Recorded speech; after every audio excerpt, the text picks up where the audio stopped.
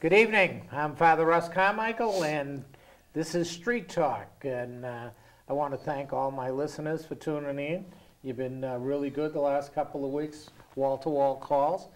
Tonight I have a special guest, and who you all know. Rob Perot is here with me, and my co-hostess tonight is Bonnie Rubenstein. Tambria is, again, is not going to be with us for some time. She's dealing with grandkids and stuff like that. So Bonnie has become our co-hostess, and we're so happy that she's with us and does a lot of work with us. I just want to say hello to Tambria. I know you're out there watching, and Clayton, you're out there watching me. So I know that I can depend on you probably calling me up. I also want to, before I start with Rob, I want to thank Arnie Gale for all the work she's done with help with union stuff. All our union people that watch us, Auntie Gale has done some calls and things and that were really good, and we really do appreciate you for all the things you do for us. One other thing, Dennis Downing called me a few weeks ago on the sex offender Montfield situation. I know there's new stuff going on about that, and there was a meeting with, it wasn't with the governor, but one of his associates, and I know there's new stuff on that. I have asked your council people to come on the show.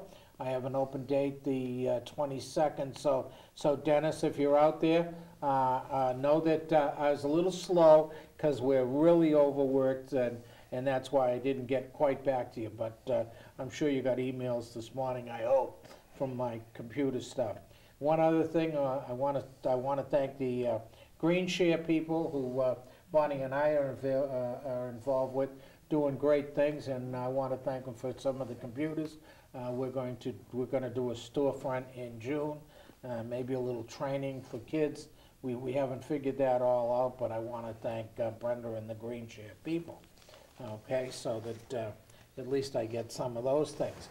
I want to hold the calls for about 15 minutes, please, okay, because I want to be fair. I'm asking all the candidates the same questions. Basically, I have a... I didn't get to see him. Rob didn't get to see him. I know. Neither did Michael. Wednesday nights are busy in our household. Yeah, I do want to, I want to declare, okay, any of my conflict of interest here. I did vote for Rob last time. All right. Okay, I did vote for Rob. Actually, we'll swing you again.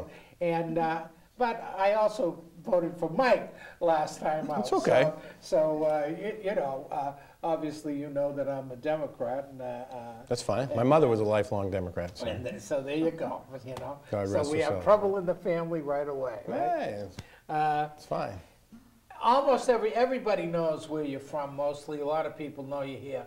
But I asked Mike the same thing, and is maybe, you know, give us a little bit about how you grew up, where you grew up and stuff. Because there's, well, obviously I got listeners that aren't necessarily I agree. From New London that know you or anything else like that. Thank you for having me on your show, and appreciate trying to get our message out to everybody, and nice to meet you. Nice to meet you. I haven't had a chance to meet you. Basically, I grew up in New London. You know, my father worked for Ocean Beach, worked for the city for a lifetime. Basically, he, you know, kind of gave us a good track record in what we should do in life. And we've tried to keep that going in our family. A lot of us have been in government. I grew up on Dell Avenue, right across from the street from the hospital, and starting at age 8, started delivering papers up until high school at the L&M, and just great memories of going down to Ocean Beach Park and being able to grow up there and have a great life. And now I have 3 wonderful kids, a wonderful wife who works in the school system. I'm glad that I had the ability to grow up in the city. Played baseball with Mike Bacetto and Adam Spracacci, and you know, we had a great life, great child life, and I just want to make sure that the next generation has that same opportunity. I basically got in politics because Ocean Beach Park, which was near and dear to me, I think was slipping away. Infrastructurally, from a fiscal standpoint, lack of transparency. So I ran back 16 years ago. And today, I think the facility is in much better shape, not due mainly to me, but due to the fact that I made that an issue then, that we needed to get out of the beach business. We needed to bring in a partner, a private partner, and have a public-private partnership.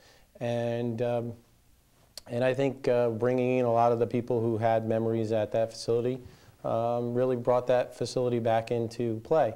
And I think for me, that was the burning desire to get into public service, like a lot of people have.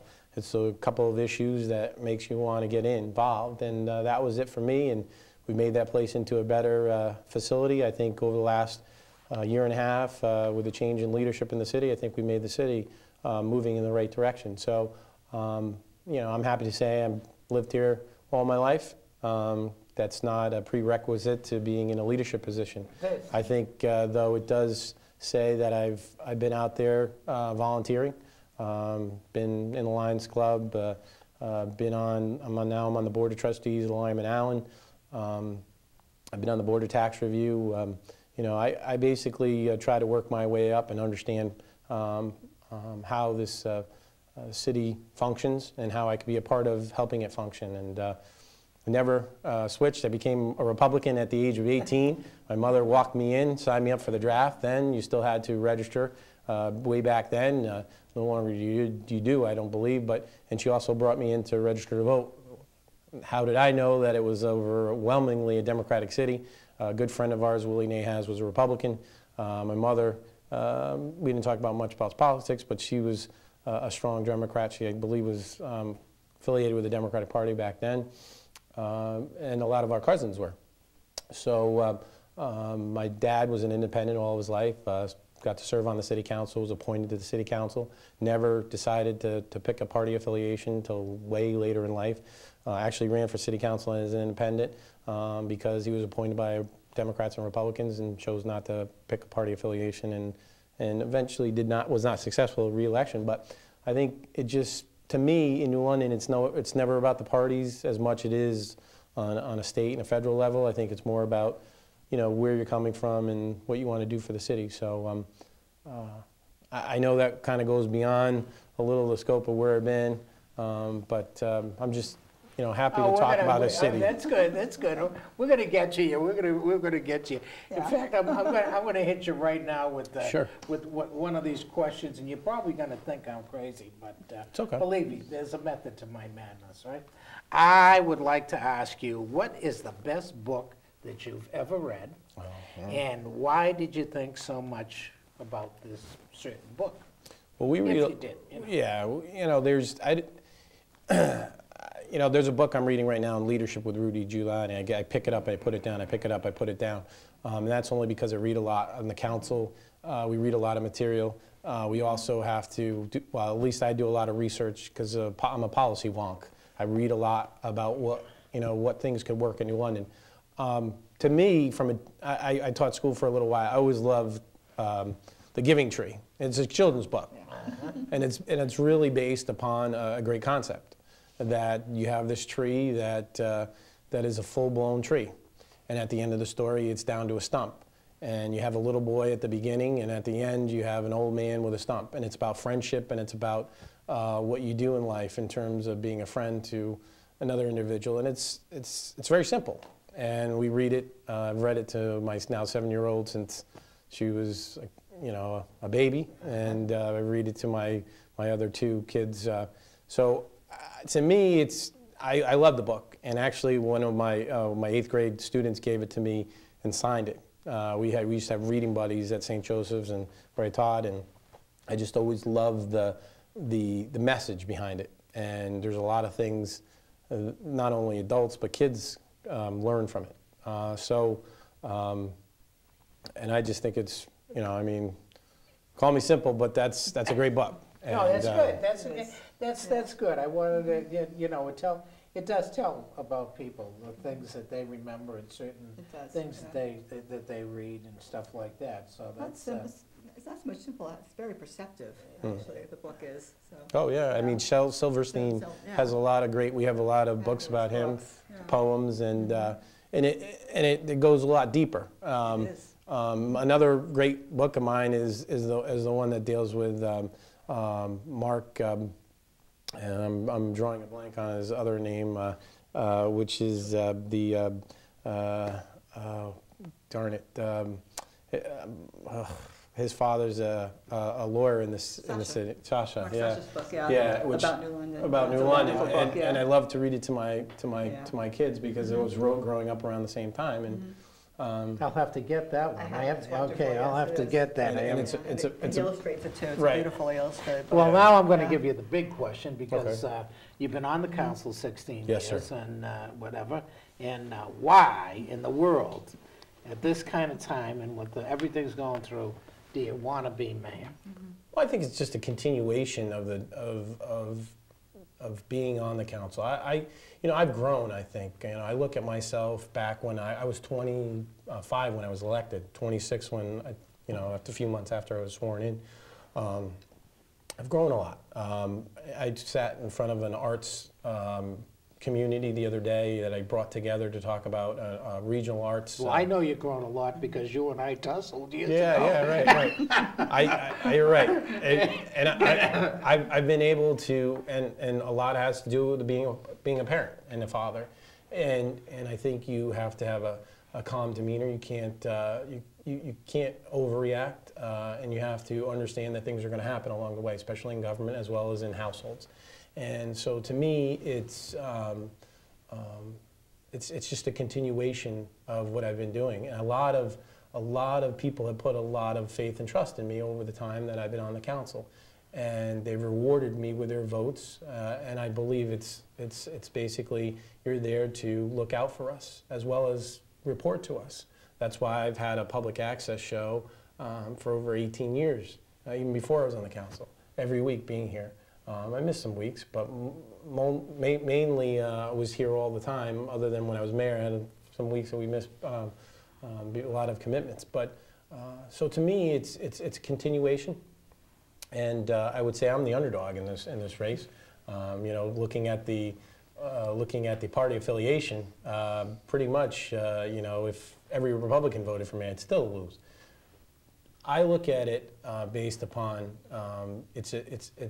it's a new way in which we're going to run our government. And I was, 6-8 years ago, if you look at the clippings, and I know people like to give me hard times about some of the policies that I've taken, or positions on policy that I've taken in the past, but if you go back and you look, I was the one beating the drum for mayor form of government. It wasn't because of the lack of ability of the city managers, but it was the lack of ability to form policy that was not going to be fractured. Policy in the city has been fractured because you have councils that turn over, and if you don't have a good group of 4 people that kind of relate to each other and understand where that policy is going, because you might have two or one people who are looking at policy and saying, this is how I want to go, and this is how it connects to other things. And the other 2 might go along for the ride. It sounds good, but they don't understand how it connects to the other issues. And I'll give you one example is Joe Celli. He was brought on to further New London downtown, and then the new council, and I'm not criticizing the decision, but the new council came on within 18 months and gave him his walking papers.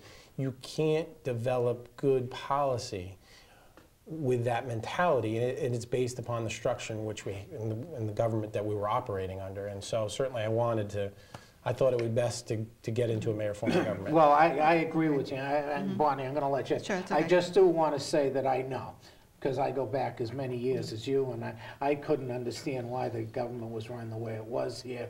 And I do remember that you were right out there with going for the strong mayor type of government. So I do want to note that that is accurate. So go ahead. No, I do agree too that we need to go with a strong mayor form of government. I also grew up here. I've been here for 47 years. I literally grew up on Ocean Beach. Oh, That's right. where I was day and night all the time. Right. Loved the city. Yeah. I think New London has been, and has the potential to be an incredible city. Everything here, culture, history, events, multiculturalism, art, plays, whatever the case may be. But I personally think that over the past 10 years, it's deteriorated. Things have gone downhill. It's not being advertised. It's not being, something about the people who love it and want to make it what it was. I'm not saying everybody, but something seems to be missing. Now, you've been in government for 15 years and doing it, and being a mayor would be a whole different step. I'm wondering if you see, as opposed to a continuation of what you've done, do you see that something needs to be changed? Well, yeah. Well, basically, you're going to have one person who's responsible to the taxpayers, but also you want to have that relationship and build a bridge to the city council and say, you know, I'm going to be making the decisions. I'm going to be formulating the policy. I'll take you on the journey. Be my partner with me, not only the city council, but the public. And if the city council decides to go in a different direction, ultimately the public is the one that pays the bills and the one who will be the beneficiary of the good things as well as the bad things. I think if you look at from a 10-year, if you're saying over the last 10 years, I would say I have been on the council for 15, 16 years. I would say that I haven't always been in control in terms of. I'm not saying you have been. No, I'm but just saying yeah. What you want to do if you were elected as mayor? What would you? Sure. What would you change? What would you do? What are some of your thoughts there? Well, I would say that we've already started to change the issue relative. Last year, we formed a 2-year marketing budget for the city, $120,000. Which has never been done before. So you're going to have 2 years of dollars that will be out there for New London. And I believe you can leverage those dollars to the state of Connecticut because the governor wants to and made a big campaign issue of it, saying that he wanted to basically go forward and provide dollars in a different way. To me, also on a regional perspective, I think you need to get in the game with the region on the arts. And that's why I brought people together the other day and tried to form a regional arts council. We had 70 people in the room at the Hygienic the other day. Arts is a very important part of who we are. I think you got to get into the housing part of it, as well as different programs. Friday night, the city, at another initiative that I asked that we do, put $6,000 into the game in terms of having First Friday nights for art galleries. Okay, I was wondering about that because I know Providence does the first Thursday. It's the same idea, and the Hygienic does the big show, but not enough. And I do agree that it's a huge artistic community that should be developed. And I don't want to interrupt you. I just want to say they can put the number up, and our folks can call in. You've been really good. They're really good when I ask them not. But you can call in now. We'll open up lines. So if you want. But my belief, my belief downtown though is the parade where we have the $10 million investment was, having events there. Last year raised $50,000. The idea was to have money put in from the garage, which is an enterprise fund, to the city. You had the $10,000 there. We had a lot of people come down and eat in the restaurants. I'm raising funds again. We're up to already $30,000, and we're looking at having acts come in and I think that will be the new venue in the southeastern Connecticut for summer events. Revitalize it. I think there was here at one point in time, maybe not to the extent that you're imagining, which would be wonderful. One of my concerns, and this is, I'm not trying to put you on the spot because you're not. I'm running. I'm always on the spot. Yeah, you need to put him on the spot. Okay, I was curious myself, so I went online because I know I'm one of those people. I'm always looking for something different to do, and I went online and I looked at. I typed in things to do this week in New London County, things to do in southeastern Connecticut, things to do in New London.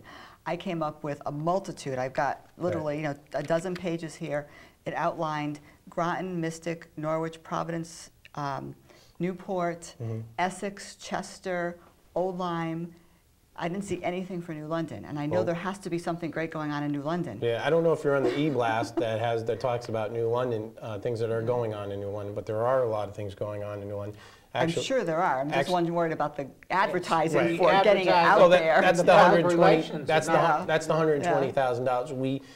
We did have a couple of bids. We were hopeful to have somebody on board by now, but there were only a couple bids, and so we rebid. We have 7